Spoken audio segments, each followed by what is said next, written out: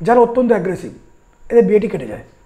যারা বাস্তবসম্মত নয় বা 7 বছর বাদে দশা আসছে, শুভ দশা বা অন্তর্দশা, তার আগে বিয়ের যোগ নেই, যদি নারীকে অত্যাচার করেন সেখানে কিন্তু বিয়েটা কাটবে, চান্স থাকে। এবং তাদের মীন লগ্ন বা মিথুন লগ্ন বা কন্যা লগ্ন বা ধনু লগ্ন খারাপ দশা চলছে, সেই দশাতে তাদের সেপারেশন বা ডিভোর্স হওয়ার চান্স থাকছে।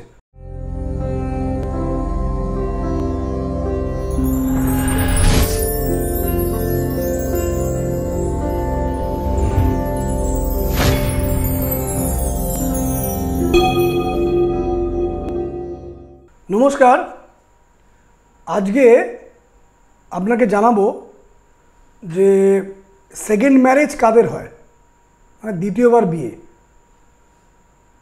এই সূত্রগুলো আমি এরকম দেখেছি, খুব রেয়ার হয় কিন্তু এরকম দেখেছি। কোনো একজন জাতক বা জাতিকার তৃতীয়বার বিয়েও হয়, চতুর্থবার বিয়েও হয়। তাদের জন্য আজকে যে আলোচনা সেগুলো প্রযোজ্য, তবে সব ক্ষেত্রে নয়। কোন ক্ষেত্রে নয় সেটাও জানিয়ে দেবো, আর কোন ক্ষেত্রে এরূপ হয় সেটাও জানাবো। কিন্তু প্রধান আলোচ্য বিষয় সেকেন্ড ম্যারেজ কাদের হয়। তবে এ প্রসঙ্গে বলবো যে কারুর সেকেন্ড ম্যারেজ হোক এটা আমি চাই না, কারণ এতে দুটো পরিবার ডিস্টার্ব হয়ে যায়, সামাজিকভাবে দুটো পরিবারের মধ্যে অনেক বিপদ আসে, অনেক ঝঞ্ঝাট আসে, অনেক অপমান আসে। সুতরাং আমি চাই না কারোর সেকেন্ড ম্যারেজ হোক। যদি সন্তানাদি হয়ে যায়, সেই সন্তানের ওপর অত্যন্ত চাপ চলে আসে, তাদের ভবিষ্যৎ অসুরক্ষিত হওয়ার চান্স থেকে যায়, সেই সন্তানদের ওপর ভবিষ্যতের সুরক্ষা নষ্ট হয়, ভবিষ্যৎটা বাজে হওয়ার চান্স থাকে। এবং আমি দেখেছি যে যে পিতামাতার মধ্যে সেকেন্ড ম্যারেজ হয় 50% চান্স থাকে সন্তানদের মধ্যেও সেকেন্ড ম্যারেজ হচ্ছে, এটা আমি দেখেছি। তো আমি চাইবো না কারো সেকেন্ড ম্যারেজ হোক, কিন্তু এখন তো আপনারা দেখছেন ঘরে ঘরে ম্যারেজ নিয়ে প্রবলেম। তো আমি বলবো যখন ম্যারেজ নিয়ে সামান্যতম প্রবলেম, সামান্যতম ডিস্টার্ব হচ্ছে, মানে সেটা ডিভোর্সের দিকে যায়নি, অশান্তির দিকে যায়নি, সামান্য অশান্তি শুরু হয়েছে, অশান্তি স্বামী স্ত্রীর মধ্যে কোনো অশান্তি, ভুল বোঝাবুঝি, বা শ্বশুরবাড়ির তরফ থেকে কোনো অশান্তি, বা ননদের থেকে অশান্তি, বা শ্বশুরবাড়ির যারা মেম্বার তাদের মধ্যে কোনো অশান্তি, মেনলি মেয়েদের মধ্যে। পুরুষদের মধ্যেও এখন বিবাহ জীবনে অনেক প্রবলেম হয়। পুরুষরাও এখন নানাভাবে তার স্ত্রীর দ্বারা, তার শ্বশুরবাড়ির দ্বারা অত্যাচারিত হয় এবং প্রবলেমে থাকে তারা। এই ব্যাপারগুলো আপনারা দেখছেন মিডিয়াতে, বিভিন্ন পেপারে দেখছেন যে ছেলেরাও আজকাল কিন্তু প্রচুর অত্যাচারিত হচ্ছে মেয়েদের দ্বারা বা শ্বশুরবাড়ির লোকেদের দ্বারা। আবার মেয়েরাও তো পুরুষদের দ্বারা অত্যাচারিত হয়, দুটোই হয়। ফলে সেকেন্ড ম্যারেজের ব্যাপার চলে আসে, একটা বিয়ে কাটে। তো আমি চাইবো না যে সেকেন্ড ম্যারেজ আর হোক কারুর। যদি সামান্যতম বিবাহ জীবনে প্রবলেম দেখেন, যে 5% প্রবলেম, সেটাকে ধরে রাখবেন না, সেটা ইনস্ট্যান্ট অ্যাস্ট্রোলজিক্যাল রেমিডিয়াল মেজারমেন্ট দিয়ে সেটা ঠিক করে নেবেন, সেটা বাড়তে দেবেন না। কারণ সম্পর্ক যদি খারাপ হয়, যদি বাড়তে দিতে আরম্ভ করেন, সেটা কিন্তু আরও বাড়বে। এবং একসময় দেখা যায় আমাদের কাছে অনেকেই আসেন যে একদম শেষ প্রান্তে এলেন, 90% প্রবলেম নিয়ে এলেন, সেখানে রেমেডি কাজই করবে না, রেমেডি কোনো রেজাল্ট আসবে না। সেখানে আমি বলে দিই যেখানে কোনো রেজাল্ট নেই, প্রতিকার দিয়ে আপনি সলভ করতে পারবেন না। সুতরাং সামান্যতম প্রবলেম হয়েছে বিবাহ জীবনে, সঙ্গে সঙ্গে তার প্রতিকার বা বিভিন্ন উপায় এগুলো করা দরকার। এবার বলি সেকেন্ড ম্যারেজ কাদের হয়। আমি আগেও বললাম সেকেন্ড ম্যারেজ হোক আমি চাই না। সেকেন্ড ম্যারেজ কাদের হয় বা থার্ড ম্যারেজ, ফোর্থ ম্যারেজ হয় আমি দেখেছি। কোনো একটি খারাপ গ্রহের দশা, শুক্রের লম্বা খারাপ গ্রহের দশা 20 বছর, সেই 20 বছরের মধ্যে দেখা গেল যে সে দুবার বিয়ে করলো, দুবারই বিয়েটা নষ্ট হলো। শুক্রের দশা কেটে গেল, শুভ রবির দশা এলো, তখন থার্ড বিয়ে টিকে গেল। বা শুক্রের দশা টানা 20 বছর, পরপর 3টে বিয়ে হলো। শুক্রটা খারাপ, অত্যন্ত খারাপ, শুভ রবির দশা এলো, চতুর্থ বিয়ে দিকে টিকলো। আমি এরূপ দেখেছি যে অশুভ বৃহস্পতির দশা টানা লম্বা পিরিয়ড, দুটো বিয়ে হলো, একটা বিয়ে দীর্ঘ 10-12 বছর চললো, তারপর আবার একটি বিয়ে হলো, কিন্তু অশুভ বৃহস্পতির দশা, সেই বিয়েটিও টিকলো না। সেই শনির দশা যখন এলো, শনি তার ছকে খুব ফেভারেবল, শনির দশায় গিয়ে তার ভালো বিবাহ হলো, সেটি টিকলো। আমি এরূপ দেখেছি। রাহুর দশায় বিয়ে হলো, রাহুর মিডলে বিয়ে হলো, রাহুর দশার শেষের দিকের মধ্যে তার বিয়েটি ডিভোর্স হয়ে গেল। শুভ বৃহস্পতির দশা এলো, সেই বৃহস্পতির দশায় তার দ্বিতীয় বিয়ে হলো, সেটি টিকে গেল। ফলে দশা একটি বড় ইম্পর্টেন্ট, ভালো দশা চলছে কিনা ভীষণ ইম্পর্টেন্ট। অশুভ দশায় কিন্তু বিয়ে কেটে যায়, চান্স থাকে, এটা প্রথম। দ্বিতীয় হচ্ছে কাদের কাদের সেকেন্ড বিয়ে হওয়ার চান্স থাকছে, কিন্তু এটাই একমাত্র সূত্র নয়, এটা জেনারেল ওয়েতে বলছি, এটাই একমাত্র সূত্র নয়।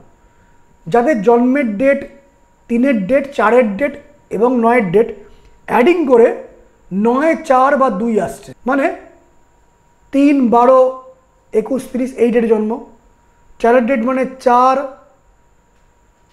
13, 22, 31 এই ডেটে জন্ম, বা 9-এর ডেট মানে 9, 18, 27 এই ডেটে জন্ম, এবং ডেট অফ বার্থ মানে ডেট, মান্থ এবং ইয়ারকে অ্যাডিং করে ফাইনালি সিঙ্গেল ডিজিট আনার পরে 9 হচ্ছে, 4 হচ্ছে বা 2 হচ্ছে, এদের একটা সেকেন্ড ম্যারেজ হওয়ার চান্স থাকছে।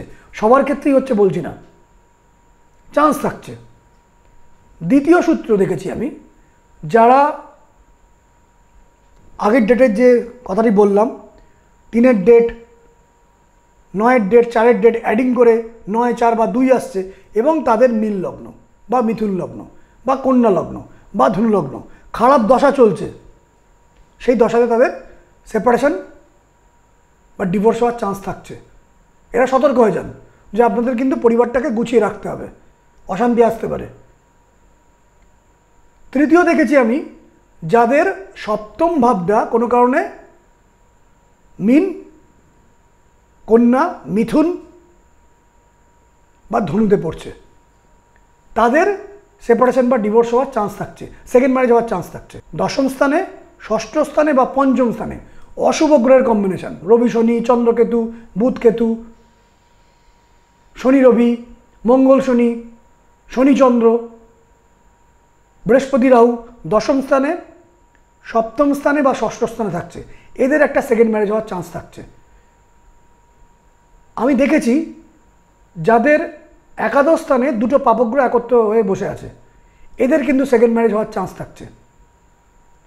এবং অবশ্যই ডেট অফ বার্থগুলো যেগুলো বললাম সেটা মেলাবেন, এবং লগ্নগুলো মেলাবেন, এবং অশুভ দশা চলতে হবে। স্বামী স্ত্রী একত্র উত্তর পূর্বের ঘরে ঘুমাচ্ছেন, সেই বাড়িতে একটা সেপারেশন হওয়া এবং সেকেন্ড ম্যারেজ হওয়ার চান্স থাকছে, স্বামী স্ত্রী যদি উত্তর পূর্বের ঘরে ঘুমান। আমি দেখেছি যে কন্যা তার পিতৃপক্ষের মানে পিতার বাড়িতে উত্তর পূর্বের ঘরে বা উত্তর দিকের ঘরে ঘুমাতো, পরবর্তী সময় বিবাহ হয়েছে, তার দেখেছি বিয়েটি কেটেছে এবং তার সেকেন্ড ম্যারেজ হওয়ার চান্স থাকছে। আমি দেখেছি যাদের বাড়ির দক্ষিণ পশ্চিম দিকে টয়লেট এবং পূর্ব দিকে সিঁড়ি, এদের সেকেন্ড ম্যারেজ হওয়ার চান্স থাকছে। আমি অনেকগুলো সূত্র বললাম, এই সূত্রগুলি প্রত্যেক কটাই মেলে, প্রত্যেক কটা সূত্র যদি মেলে 90% চান্স থাকবে সেকেন্ড ম্যারেজ হওয়া। কিন্তু অনেক সময় দেখা যায় নেক্সট যে দশা আপনার আসছে সেই দশাটি বিবাহ দেবে না, অর্থাৎ আপনার বিয়েটি ডিভোর্স হয়ে গেল, সেকেন্ড ম্যারেজ আর হচ্ছে না, এবং সেকেন্ড ম্যারেজ হওয়ার জন্য যে নেক্সট দশা আসছে আজ থেকে 10 বছর বাদে, তাহলে কি আপনি 10 বছর অবধি ওয়েট করবেন? কারণ এই সামনের 10 বছর যে দশা অন্তদশা চলছে সেটি বিবাহ হওয়ার মতন কানেকশন নেই, কিন্তু আপনার চোখে সেকেন্ড ম্যারেজের যোগ আছে। যে লগ্নগুলো বললাম সেই লগ্নগুলো আপনার বা সপ্তম ভাব সেই লগ্নে পড়েছে। আরেকটি সূত্র দেখেছি, সপ্তমপতি আপনার লগ্নের সপ্তম ভাবের যে লর্ড, সে যদি অশ্বিনী নক্ষত্র, কৃত্তিকা নক্ষত্র, মৃগশিরা নক্ষত্র, যে নক্ষত্র একদিন আগে আপনাকে জানিয়েছিলাম যে কোন নক্ষত্রগুলো সুখী হওয়ার ক্ষেত্রে প্রবলেম দেয়, সেই 12টা নক্ষত্র লগ্নের সপ্তমপতি যদি কোনো কারণে অশ্বিনী নক্ষত্র, কৃত্তিকা নক্ষত্র, মৃগশিরা নক্ষত্র, অশ্লেষা নক্ষত্র, মঘা নক্ষত্র, স্বাতী নক্ষত্র, বিশাখা নক্ষত্র, অনুরাধা নক্ষত্র, জ্যেষ্ঠা নক্ষত্র, মূলা নক্ষত্র, শতবিশা নক্ষত্র এবং রেবতী নক্ষত্র, এই নক্ষত্র থাকে, তাদেরও কিন্তু বিয়েটা কাটে। কিন্তু খালি নক্ষত্র হলে হবে না, অশুভ দশা চলতে হবে, অশুভ লগ্নে জন্ম হতে হবে, আগে যে সূত্রগুলো বললাম মিলতে হবে, এবং বাড়ির দক্ষিণ পশ্চিম কর্নারটা ড্যামেজ হতে হবে, নয় টয়লেট, নয় কিচেন, নয় দক্ষিণ পশ্চিম কর্নারের নর্দমা বা সাবমার্সেবল, বাস্তুদোষ হয়ে আছে দক্ষিণ পশ্চিম কর্নার বা দক্ষিণ পূর্ব কর্নারে বাস্তুদোষ, এদের একটা সেকেন্ড ম্যারেজ হওয়ার চান্স থাকে। আপনি বুঝছেন সেকেন্ড ম্যারেজ হওয়ার ব্যাপার থাকছে আপনার, কিন্তু সামনে যে দশা আপনি জ্যোতিষীকে দিয়ে দেখালেন বা আমাকে দিয়ে দেখালেন, দেখা গেল সামনের 10টা বছর বিবাহকারক দশাটাই নেই, তাহলে কি আপনি 10 বছর বাদে বিয়ে করবেন? ধরে রাখুন আপনার কারুর 34 বছর বয়সে কি পুরুষ কি নারী তার ডিভোর্স হলো, বা কোনো একটি পুরুষের ডিভোর্স হলো 40 বছর বয়সে, কিন্তু নেক্সট বিয়ের ব্যাপার এই সূত্র অনুযায়ী মিলছে, সেকেন্ড ম্যারেজের যোগ আছে আপনার, কিন্তু দশা পারমিট করছে না। 10 বছর বাদে আপনার দশাটা আসছে, কি 12 বছর বাদে দশা আসছে, তাহলে কি আপনি 10 বছর ওয়েট করবেন?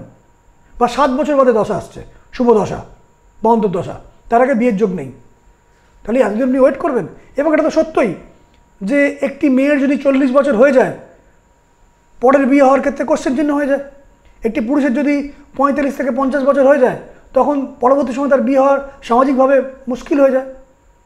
তো আপনার ডিভোর্স হয়েছে একটি পুরুষের, আপনি একজন পুরুষ, আপনি সঙ্গিনী খুঁজছেন, যে আপনার একজন সঙ্গিনী দরকার, কার সাথে কথা বলবেন, একাকিত্ব লাগছে, বা আপনি নারী, আপনার ডিভোর্স হয়ে গেছে, আপনি একাকিত্ব ফিল করছেন, আপনার একটি পুরুষ সঙ্গী দরকার, আবার বিয়ে হওয়া দরকার, আপনার ডিভোর্স হয়ে গেছে, সেকেন্ড ম্যারেজের কম্বিনেশন আপনার এই কম্বিনেশনে মিলছে, কিন্তু বিয়ের ব্যাপারটি তৈরি হচ্ছে না, কারণ দশা পারমিট করছে না। তখন জ্যোতিষশাস্ত্রের প্রয়োগবিদ্যার দ্বারা যদি সেকেন্ড ম্যারেজটি আপনার হয়, তার ব্যবস্থা করে দেওয়া যায়। কারণ পরের যে দশা আছে সেই দশার কিছু গুড এনার্জি প্রেজেন্ট দশায় আনা সম্ভব অধিকাংশ ক্ষেত্রে।